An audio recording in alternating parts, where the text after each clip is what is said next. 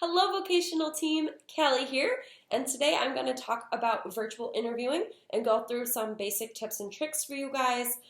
Because I know last group when we talked about this, I know for some of you, you mentioned this was less anxiety provoking, being able to do it from your own home, and was kind of a positive thing. And then I know for others, this is something completely new, something that they've never done before. So we wanted to provide you guys with a video going through some basic tips and tricks so that way you guys can feel more confident doing virtual interviews if this is something that you guys will be engaging in.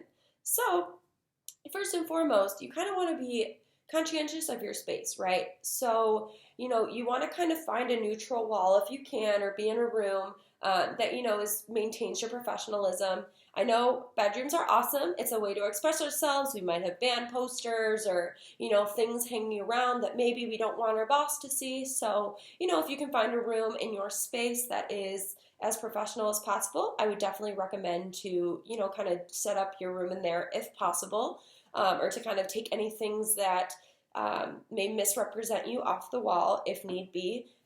Another thing is a lot of us either live with family or roommates or other people. So along that same vein, you kind of want to let them know ahead of time that you have an interview, what time it's scheduled, and if you want, you can even put like a sign on the door or something so that they know that you're busy and can't be disturbed at this time.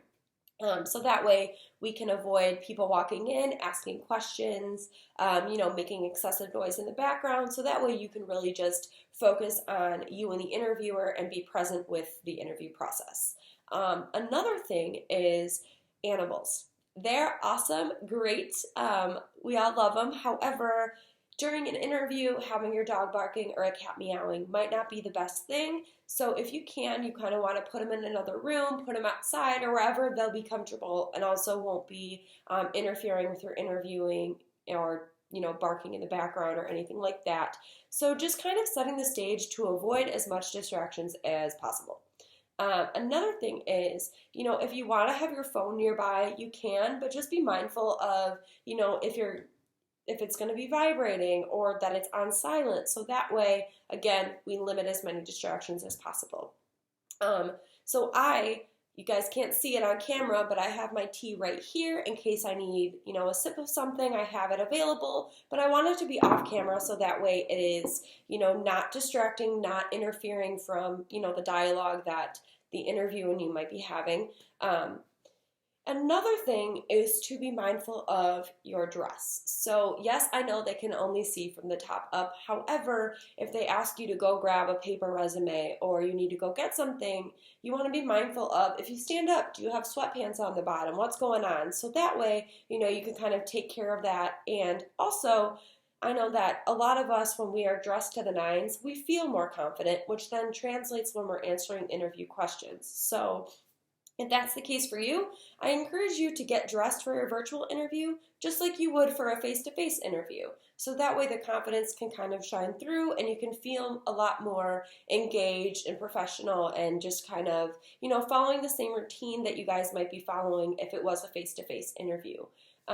So those are just some basic things that I kind of wanted to go over with you guys. Another thing is, you guys can't tell, but I have a bunch of textbooks under my laptop right now to kind of prop it up so that way my computer can be as close to eye level as possible to really show that engagement and that you're paying attention.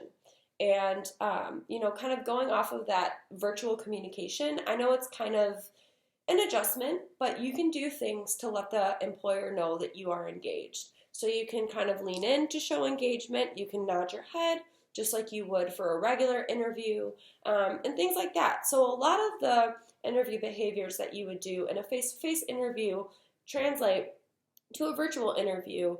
There just might be some tweaking or adjustments that need to be made along the way. So I wanted to go over those with you so that everybody was kind of on the same page as we get into this next phase. And if there are any questions, comments, or concerns, as always, contact your vocational primary or me if you had an issue or question about anything that I said, and I'm more than happy to kind of go through it with you guys so we can make sure everybody's on the same page and feeling comfortable and confident doing this virtual interview. All right, have a great rest of your day. Bye, everybody.